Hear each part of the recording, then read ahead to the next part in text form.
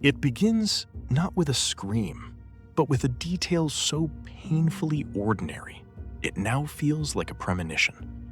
A bright yellow raincoat, a pair of comfortable trainers, and a 2-mile walk home.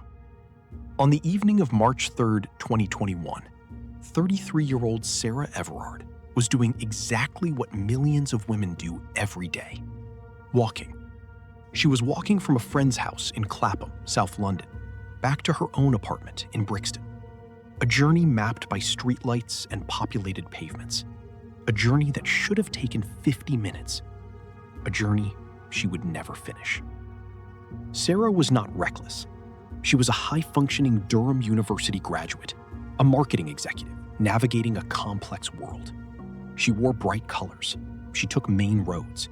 She was on a 15-minute phone call with her boyfriend, Josh, passing through the bustling common, the echo of her footsteps blending with the laughter of the city.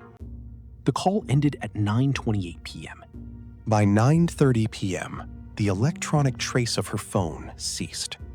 By 9:32 p.m., a doorbell camera captured a fleeting figure in the distance. Then, digital silence.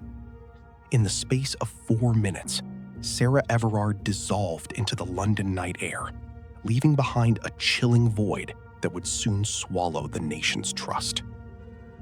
The initial 24 hours were categorized as a missing person inquiry, but detectives from the Met Specialist Crime Command felt the hair on the back of their necks stand up. This wasn't a woman fleeing a life.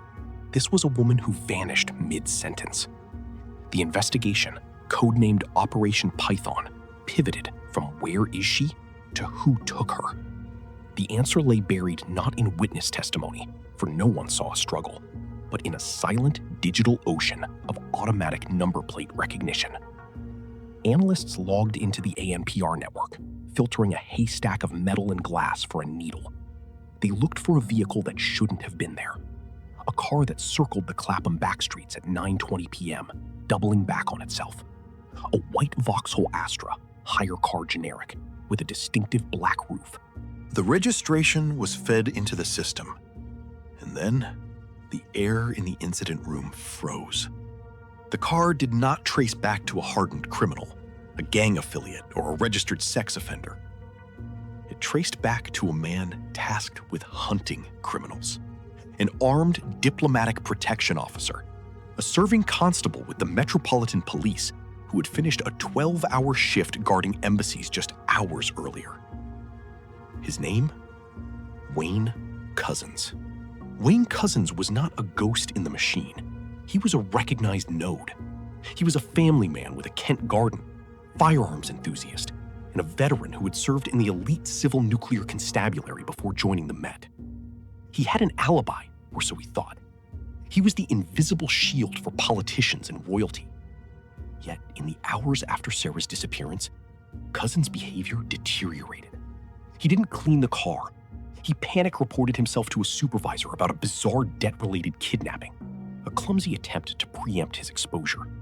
Then, he moved Sarah's body from a secluded woodland to a location he knew from his old rural patrol days, a derelict leisure complex plot in Great Chart, Ashford. The arrest happened on March 9th. When the handcuffs clicked on Couzens' wrists in Deal, Kent, the man wasn't holding a shield. He was a sweating, panicking suspect caught by the cameras he swore to uphold. Under interrogation, he refused to reveal Sarah's location. It wasn't a confession that broke the case. It was the relentless forensic clawback. By now, he had attempted to factory reset his phone, but digital ghosts remain. His device revealed graphic, violent pornography and searches for kidnap methods. Most damning was his purchase history: a roll of self-adhesive film, a balaclava, and a pack of hairbands, neatly inventoried at a South London petrol station days before Sarah's walk. We now know he was hunting. He had already exposed himself at a fast food drive-thru weeks earlier, a red flag that tragically slipped through the cracks of the vetting system. On the night of March 3rd, Couzens weaponized his badge. He used a fabricated COVID-19 rule break accusation and his Met warrant card, the symbol of Her Majesty's protection, to coerce a trusting, compliant woman into a rental car. It was an abduction wrapped in the grotesque costume of law enforcement. A week after the disappearance, guided not by remorse, but by cell site data from the killer's own phone, search teams found Sarah's remains in a Kent woodland. The forensic narrative told a harrowing story of desperation. The evidence list was stark. A police-issue utility belt used as a restraint, small traces of her DNA in the boot of the Astra, a torn blue nitrile glove matching those used by forensic officers. Couzens had bought a roll of carpet protector film, a thick plastic sheeting designed for renovation work, but in the hands of a premeditating killer, repurposed as a mobile burial shroud. When the details were laid bare at the Old Bailey, the mask of institutional authority crumbled completely.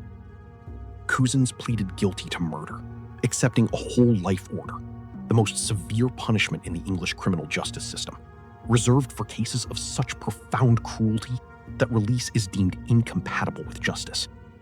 He will die in a prison cell. The judge's sentencing remarks did not focus solely on the act of murder, but on the catastrophic breach of trust.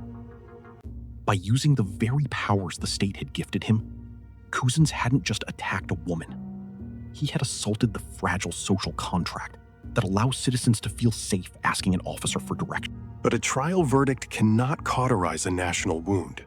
The Sarah Everard case became more than a tragedy. It was a cultural detonation. When organizers tried to hold a safe, socially distanced vigil on Clapham Common, the police response was heavy-handed, resulting in images of women being pinned to the ground at the very spot where Sarah was lost. The institution that had employed the killer was now wrestling mourners into handcuffs. It was a catastrophic misreading of the public mood. The phrase, "she was just walking home," became a rallying cry, a grim refrain highlighting the universal burden of female vigilance.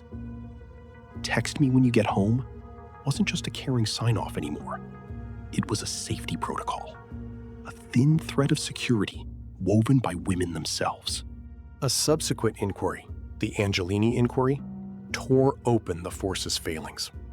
It revealed that Couzens' nickname among his elite unit was the Rapist, a joke that belied a violent pattern ignored by the Brotherhood. Vetting failures were not anomalies.